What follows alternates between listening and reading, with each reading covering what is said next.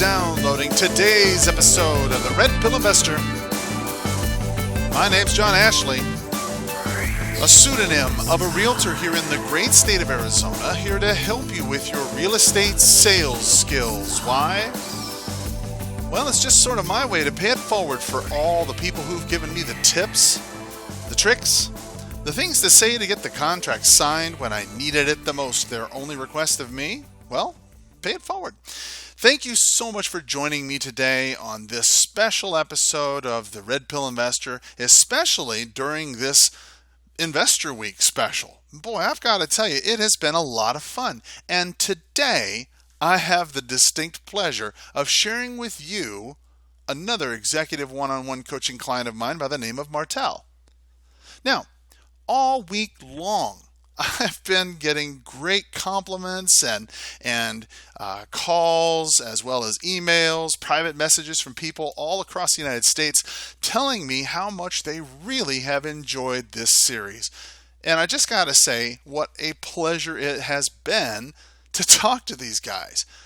Because no matter where it is, from, let's say, the Kurt Stinsons doing 200 deals a year, to the Stephen Chattos of the world who are going out and creating groups that grow from say 3 to say 80 people in a month showing up in his office, to the Kyle Pettits going from investors to becoming realtors and taking listings and exploring that side of the business. But one thing I think is guaranteed that you will never hear on any other podcast is what Martel's going to share with you. Now, I have to admit, Martel is the perfect man to tell this story. He has no ego. He is 100% one of the most selfless guys I know, and he is dedicated to a core. So, without any further ado, please allow me to introduce to you my friend and customer, Martel Esquivel. All right, Red Pill Investors, thank you so much for joining me today on this episode of Investor Week. And have I got a surprise for you? I've got one of my favorite executive one-on-ones by the name of Martel Esquivel. Now, Martel works in the LA and Orange County area in California, and I got to tell you, he's a great guy because he's got a heart that won't quit. I mean, when you talk about a guy that is unstoppable, it's this guy. Martel, are you there? Yes, I'm here, Carl. How are you doing? I'm outstanding. Thank you for stepping in and spending a few minutes with us on Investor Week. Now, before we get too far along into it, I'd love to hear, because I know you've got a powerful mindset. What would you say is a good mindset bomb that you could drop on us just to go ahead and get the call started? What would you say? Good bomb. This thing that I heard a few weeks ago on a podcast. I don't remember which podcast it was, but everything I heard, I liked, and I'm living by it right now. And it goes something. It goes. I forgot exactly how it goes, but it goes something in the lines of consistency is the new shiny object. Or consistency is the new shiny object. Yes, it's the new. How can you say the new shiny object, the new product, the brand new I don't know how to say it, the new fluff. You know what I mean? Oh, I see. Okay, so consistency is the new fluff. Yeah, something like that. I forgot how. Yeah, so tell us what that means to you. Well, that means to me that, you know how everybody's always looking for that new product that if they buy this product, then they'll be successful. If they buy this lead generation system, right, where they pay such and such a month, then their life will turn differently. They'll make more money. Right. But in this case, the way I heard it, you don't need to buy anything. All you really need to do is just to be consistent into whatever lead generation thing that you're doing, whatever it is that you're doing. As long as you're consistent, that's your new product that's going to bring you money. You don't have to buy nothing. I like I like that. That's the way I look at it. Wow, that's a good one. Yeah, consistency is the new shiny object. Man, that's really good. You guys, I got to tell you, you one-on-ones have been just astounding me with some of your quotes because that is extremely powerful. Good deal. All right. Well, I'm super pumped to get started on this. So let's go ahead and talk a little bit about your business and a little bit about your experience and what you've been doing. Now, you joined one-on-one coaching about a year ago. Is that about right? Yeah, that's about right. Okay, good deal. Now, one of the things, the reason why I wanted to bring you on the show in particular was because of your production. And your production, if I'm not mistaken, unless you're hiding anything from me, you've not done a deal yet. Is that fair to say? That is true. Yes, Yeah. that is true. And you know what? Congratulations. That's perfectly fine. Because there are so many people out there who are just like you, who, and I'll tell you, I happen to hear it every single day. People call me up and they say, hey, I just had my license 2 years ago. I let it lapse and I've been kind of doing it off and on. Or somebody else will say, my friend, I helped them set up their business, my spouse, and now it's my turn. You know what? Happens all the time. And for many people, it's just an admission that, let's figure out a way to change that. So for you, you've been really trying, I know, because you've been in coaching, and that's why I wanted to talk. But what would you say has been the biggest problem? What stopped you from it, from being able to get that deal done?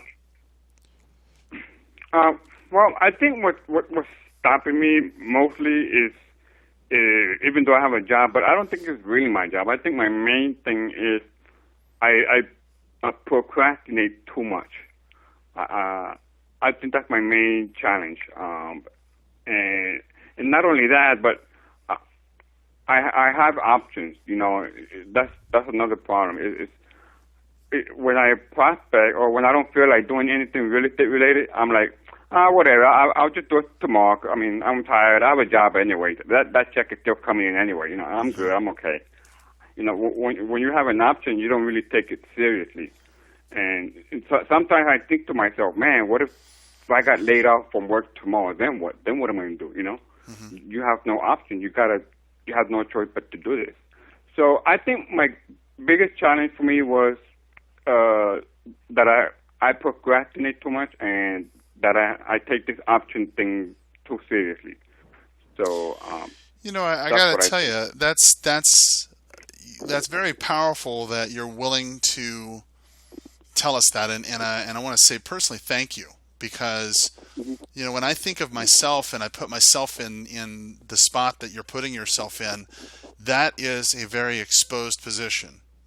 You're telling the world, look, this is what the problem is. This is why, it's because I'm procrastinating. It's not, I mean, I could, and to your credit, you know what? You're not trying to make excuses.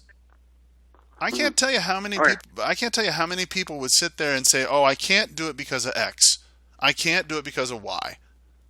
The reality is that, most of the time, it's actually ourselves. It's that procrastination and it's that fear or that comfort, that complacency that I've got a job, I got a ticket, it's good. Many times that is a big thing. So I just want to say thank you for being honest and sharing that with us, because I know that there's somebody who's listening to this right now who's probably saying, you know what, that's me. So I appreciate that. But when you're doing that, okay, all the while, I mean, let's just be honest. Little be honest time. And I didn't tell you about this question, unfortunately. I should have, but you don't have to answer it. But why? Why? Why do you continue to pay $400 a month, each and every month in, month out for coaching, and you're not seeing a result? Well, I mean, I appreciate it. Don't get me wrong. I'm glad. Don't get me wrong. But I have to ask, why? Because I know somebody in the audience right now is first, they're saying, A, why did Carl put him on this podcast? Because this is making him look kind of bad. And B, why is Martell paying? You know what I'm saying? Right. Let's give him some honest answers. Why do you feel that is? Right. Well, it may seem that way, but not in my head. In my mind, when you ask why do I continue with the coaching and everything, and number one, I continue because I know that it's not the coaching that's the problem. It's me. It's not that real estate doesn't work. It's me. I'm not working the way I'm supposed to be working. I look at myself. If I had a real estate boss behind my neck, staring at me, my production, he would fire me right away. So that's how I look at myself. That's why I continue, because I know it's all I need to do is just work on myself and just be consistent and really get on it. That's why I continue, and I have faith that it will happen. I believe in that, and I believe in you. And the reality is that I know through the coaching that we've worked on and the things that we've done together, you've come light years from where you were. I mean, would you agree with that? Oh yeah. I mean, I definitely. I mean, I have not had a deal yet or anything, but I certainly know a lot more now than I used to before. Mm-hmm. It's because before, now I look at it different. Now I see it more the way it really is. I see it that it's not just investing. It's more than that. I see it more like in terms of sales. I see it more in terms of when you're talking to somebody, convincing them or talking to them in a way that gives them the idea of why they should sell to you. The benefit of them selling to you. And the challenge is you convincing people of that you are the right person to do business with. And it's just a lot of things that I've learned from this through the coaching and everything. So that's why I continue. Yeah, I think that's a good observation. That no matter where we are in our sales journey, one of the biggest things we have to recognize is that it is a process, and many times we have to go through that stage of learning and poking and prodding and getting beat up a little bit and being scared.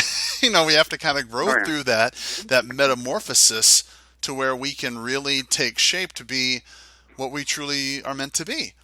And I think about like that story, like they always talk about with the butterfly. If you try to help it out as a caterpillar, it kills it because it doesn't allow it to. The struggle is what makes the wings, strong and whatnot. And there's a story about that. But when I think about you, I think you're kind of like that, because as you've evolved, you started out as a wholesaler, but now you've taken it another step altogether. Would you mind sharing that with the group? Yeah, that's another thing that coaching got me. It made me see the potential in this. That I also went ahead to apply to. Well, I decided to become a real estate agent, and right now I'm in the process of getting my license. I'm going to school for that, and that's another thing that got me going from the coaching. Awesome. Aside from just wholesaling, I can also do listings and stuff like that. So, I think that's certainly a good option, as well for any agent or for any investor. Certainly getting a real estate license is not going to hurt you. Certainly because if nothing else, in the process of you generating leads for your wholesale business, let's say you find somebody who does not want to wholesale, but rather is more of a listing type of opportunity. At least you have an option now. If you're a wholesaler, you don't have any options. That's pretty much the end of it. You could refer it to an agent, but they can't pay you legally. There's no realty fees that are paid from commissions on a split bird dog wise legally. That just doesn't happen legally. So the challenge then is, how do you get paid legally? Well, you can either get a license and get a referral fee, which frees you up to have even more time to prospect and find other deals and grow your business and develop it. Or if you choose, you could take the listing and use that as, say, Kyle or Kurt or any of the other people you've heard go through and use that as a way to generate even more calls to yourself. Because when you think about it, when you've got a sign in the yard, everybody's driving up and down the street. They see your sign, they see your number. Hey, that's a free way for you to get business. You can go hold it open. You could go hold another agent's home open that's an investment property. I mean, there's a million ways to get business now that you've got a license. So what was it that just I know there's a lot of people who are asking me those questions a lot. What was it that kind of, in your words, just kind of convinced you that that's the right thing to do? Well, first of all, I like the real estate agent work ethic. I like, and I saw that through some people will take some people will take issue with will take issue with that. The real estate agent work ethic. Some people will take issue with that. well, in my mind, at least from when I hear top agents speak, when I hear how they work. Oh yeah, well you got that right there. The top agents, that's true. They do have a work ethic. Yeah, when I hear that, I was attracted to that work ethic, and I was attracted to how they work in an office with the tie and everything, and everybody's prospecting, and I just like that office, atmosphere. Mm-hmm. That's one of the reasons why I decided to become an agent, and so I feel that not only that, but also when you're a solo wholesaler, unlicensed. Well, maybe most of the time you might be working out of your own home or whatever by yourself. But even if you're solo, you can still be in a real estate office with a lot of people. Mm-hmm. I guess sort of the phrase you're in business for yourself but not by yourself sort of comes to mind in that environment. So I like that. Would you mind repeating that? That's a good phrase. Would you mind repeating that? Yeah, you're in business for yourself but not by yourself. You're an agent in an office. That's a great way to put it. That really is. I mean, I was just sitting there thinking about what you were saying and kind of comparing that to the experiences I've had over 19 years as an agent. And I've had varying experiences, some good, some not so good. I've worked in great offices. I've worked in terrible ones. I will tell you that when you're in a great office, like the one I'm in currently now, is a great office to be in. The people are good. They're friendly. They're always very helpful. You can usually talk to each other. And most of the time, if you're an investing agent, it's been my experience, so long as you are working together with the other agents in the area and the other agents in the office, many times those relationships can pay off later through deals and whatnot. And you just started, did you not? I mean, was it just a couple weeks ago? It's like 2 or 3 classes into it, aren't you? Yeah. Just last Sunday was my first class. Awesome. So I think probably I didn't ask specifically how long. I think it takes like 3 months. Okay. Well, the teacher told me that it depends on me. The faster I study and really learn all the tests, and it could be quick. Okay. But, so that's what I want to do. Well, that's a good goal to achieve too. So now, as we look forward, speaking to goals, as we look forward, what would you say are some of the things that you think about goal-wise between now and, say, the end of the year? I mean, if we were going to, focus back in, come back and see how you were doing in December. And I was going to ask you, okay, Martel, how did it go?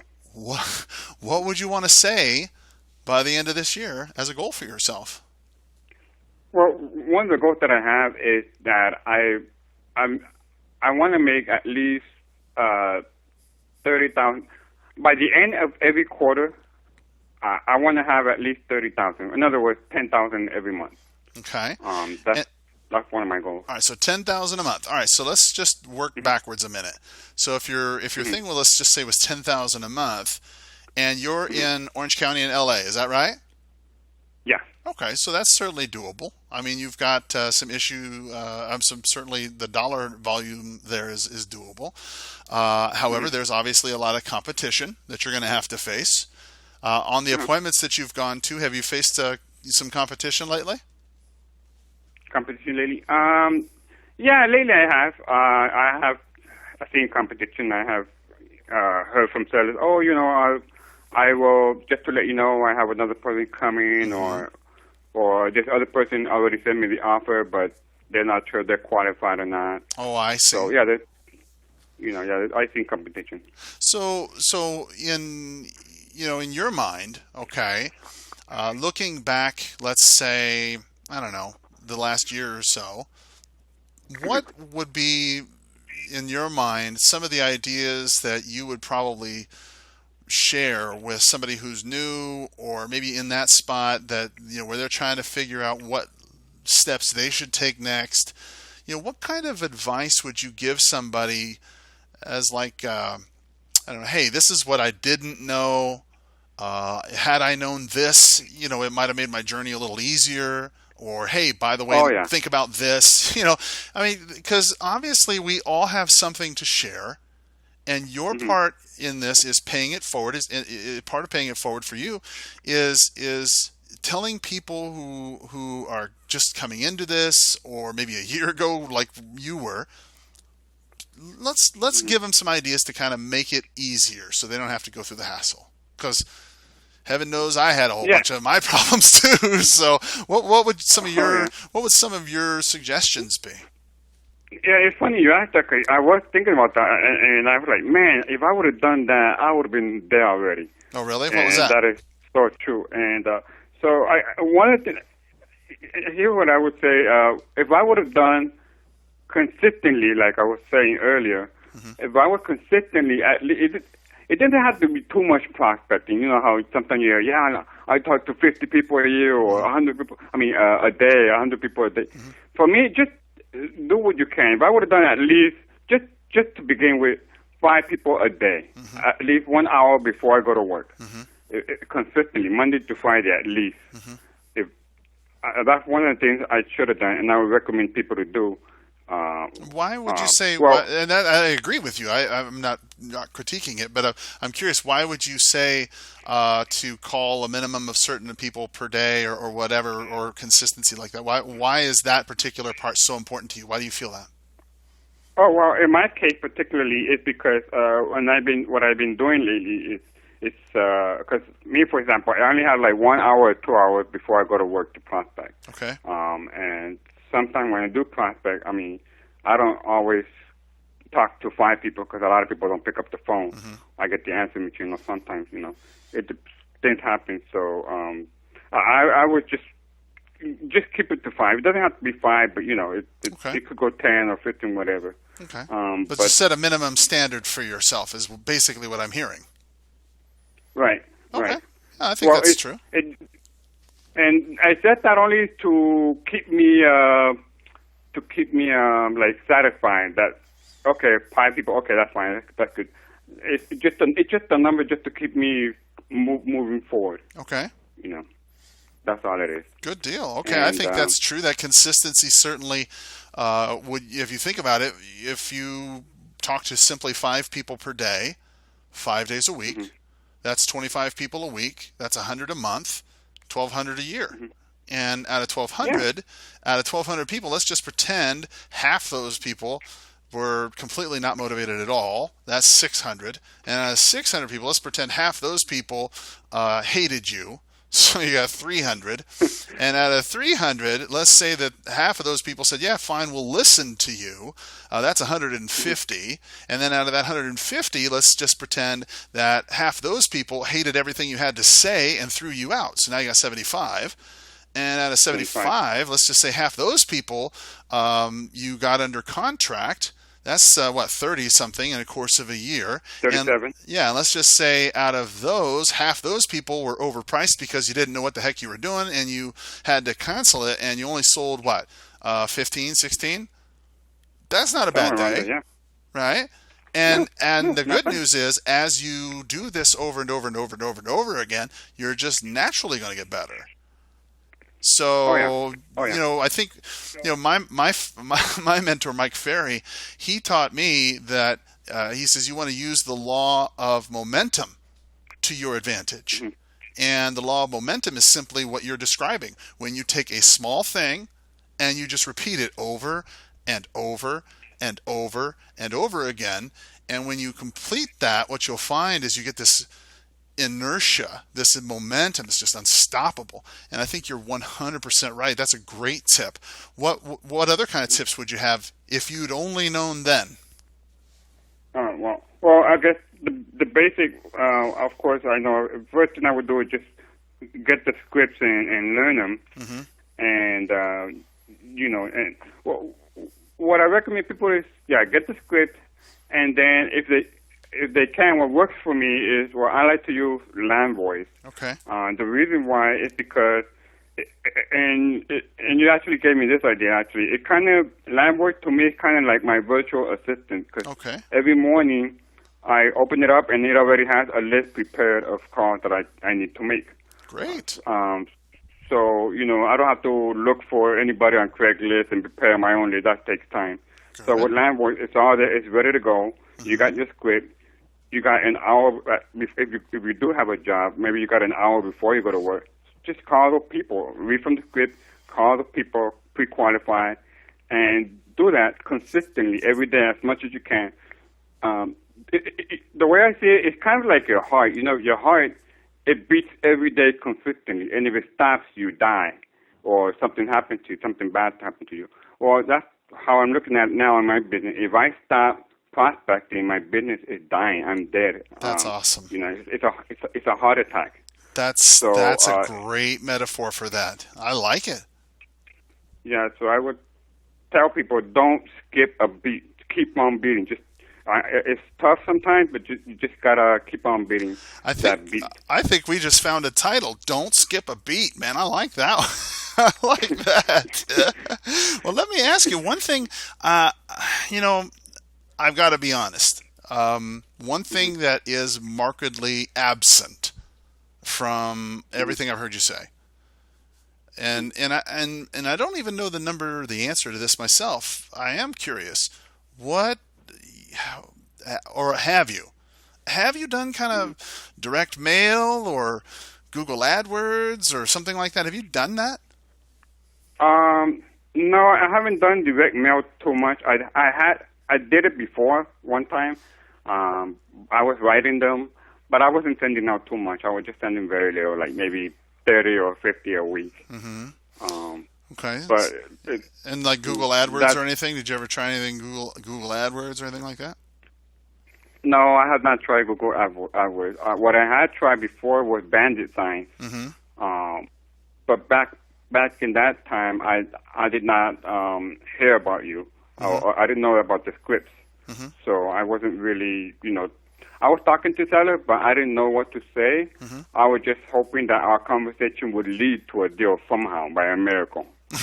and most of the time, they would lead the conversation and not me. Yeah, that's not a fun way to live. Well, you mentioned that you were doing it by bandit signs and stuff, and I certainly have a fealty in my heart, a good place in my heart for bandit signs. I like them. I am curious, though, where you lived, or live, I should say, you probably don't have in your neighborhood too many. I mean, that's a pretty high pricey area. I mean, it's kind of tough to get some bandit signs around there to stay up. Is that right?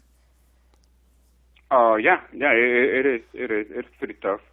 You're talking about it's tough to keep them up, you mean? Yeah, like if I was to go in your neighborhood and I was to go start nailing up some posted, some bandit signs on some telephone poles or something, I would imagine they would probably get ripped down pretty quick. I mean, is that fair to say in your area? Oh, yeah. Yeah, that's true. I even been fined $100 because of that. You got fined $100? Yeah, I did. And it was just one bandit sign in one abandoned commercial gas station. Oh my God! How'd they find you? Well, my mistake. It was my mistake. I had ego. I used my real home phone number. I'm like, I forget. I don't need no fancy program. I'll just use my phone number. Yeah. Okay. Well, you know what? We all do those things. It's cool. Yeah. You live, you learn. So how do you do it now? I mean, if you're not doing bandit signs, you're not doing mail, you're not doing Google AdWords, you're calling people. What other kind of methods are you using to bring business in while you're working? Well, another thing that I'm doing is right now I'm currently creating YouTube videos. Uh-huh. I'm doing that. Another thing that I'm doing is I'm using content marketing on Investor Carrot websites. Ooh, good idea. Yeah, it's pretty good because they give you an option where you can post blogs automatically every Monday. In my case, it's every Monday, and little by little, slowly, it's kind of building up. Right now, if you type in like "sell your house fast" in Pico Rivera, which is primarily where I live, you'll see my page. It'll be, I kind of dominate that page. For that particular keyword, there's like 5 or 6 lines in there, and 3 videos. Well, that's good. So that's a good start. So I know that you and I had been working on creating that kind of content with Investor Carrot. I know that Trevor Mock over there at Investor Carrot and his people, they've got a lot of great programs. A big shout out to them. I know they're listening. The big thing that I think that I've found that has been probably the most useful when I'm talking to people like you, especially when you have a full-time job, is when you're using Investor Carrot, particularly Investor Carrot, you've got a really solid way to start creating that content marketing, which will create that 24-hour, 7-day, week lead presence. Everybody, when you start thinking about it, real estate now used to be location, location, location.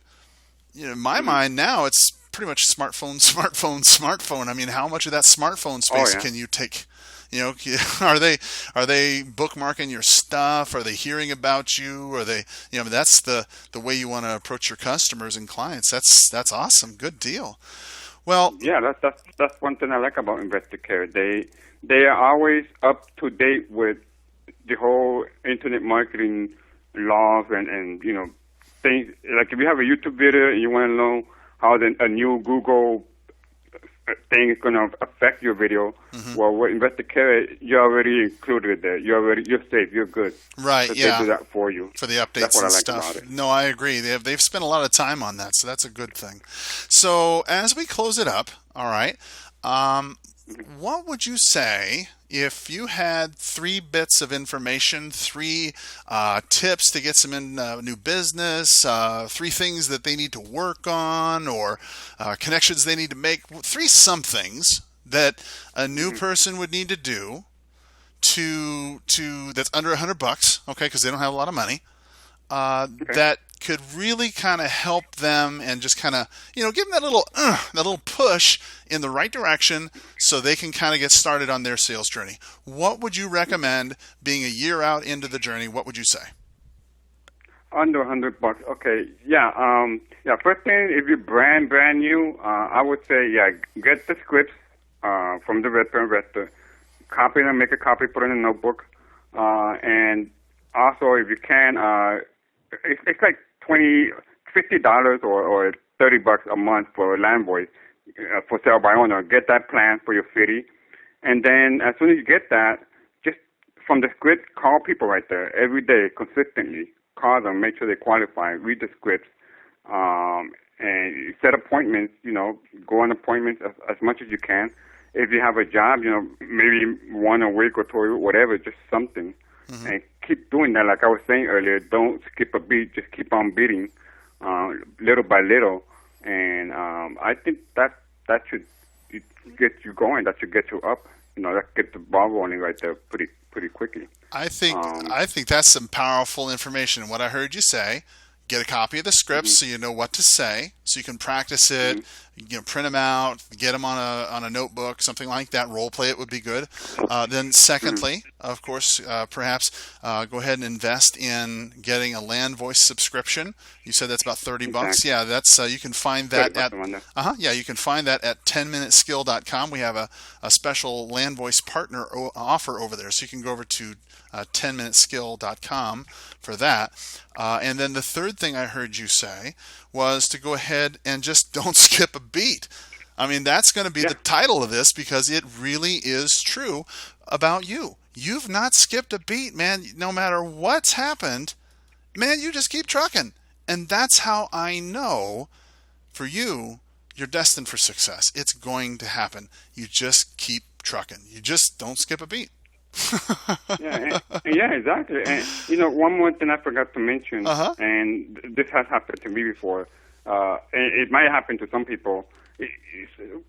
When you talk to somebody for sale by or anybody, any seller, sometimes you're going to get that mean seller that really offends you or whatever, so you're going to be afraid to pick up the phone the next time. You're going to be afraid to make a call the next day. Don't let that stop you. Just keep on making that call. Just ignore the people. Forget about it. Just keep on. It's kind of like, look at it kind of like if you're driving and somebody cuts you off and you're like, man, you're really pissed off. But like 5-6 minutes later, you totally forgot about that guy. You just forgot about it. Right. So, don't take it personal. Yeah, don't take it personal. Just keep on going, because if you don't keep on going, again, you're stopping that beat and you're having that heart attack. So just keep on going. Don't be afraid of sellers. Don't be afraid of talking to them. Well, you can't let somebody else's emotional reactions to my prospecting determine my future, my financial future. I mean, that's just kind of the way I looked at it when I was calling them. It's like, I can't allow your emotional response to affect my future in finances. I mean, my kids got to eat. I got mortgages. You can get rubbed the wrong way. That's fine. As soon as I hang up, you're going to forget about me in 10 seconds. It's not like you know me. That's just kind of the way I looked at it. So awesome. Good deal. Well, now, if anybody wanted to go ahead and send a referral to a hard-charging, up-and-coming, ready-to-go rock and roll power agent in the LA Orange County area, like yourself, where would they send it to? What's a good email? What's a good phone number that they could call you at or email you to? Email, they can email my first name, Martel Holmes, Martel Holmes at hotmail.com. That's Holmes, Homes, Martel Holmes. Or my phone number, which is area code 562-261-5102. They can reach me there as well. Awesome. And good deal. That's the best place. Good deal. Well, listen, if you guys have got a referral for that area, a joint venture for that area, or if you're an agent in that area or wanting to find an agent to refer somebody in that area, then Martel is certainly a guy that you may want to consider talking to because he is a nonstop go-getter. I trust him a lot, and if I had a referral for that area, I would personally send it to him myself. I do not have any reservations about that because I know Martel would work his butt off for it. So, Martel, thank you. No, thank you. I appreciate you being a listener. I appreciate you being a coaching client. And most of all, I appreciate you being very honest. I know it was a little uncomfortable, perhaps, but I want you to... Not really. Oh, good. Well, good. I want you... That's one thing I like about you is you have no ego, so that's a good thing. I just want to say thanks again for being honest and paying it forward. Kudos to you. I know that everybody here appreciates it, and they're going to send you the love that way because you were so honest. So thank you very much for it. Okay? Yeah, sure, no problem. All right, Red Pill Investors, thank you so much for tuning in for today's episode of the Red Pill Investor, especially this special edition of the Investor Week. Next episode, tomorrow, you will not want to miss as we conclude this very powerful Investor Week. I got to tell you, thank you so much, guys, for listening in, rating, subscribing, and liking on iTunes. Thank you so much, and have a powerful sales day. Bye-bye.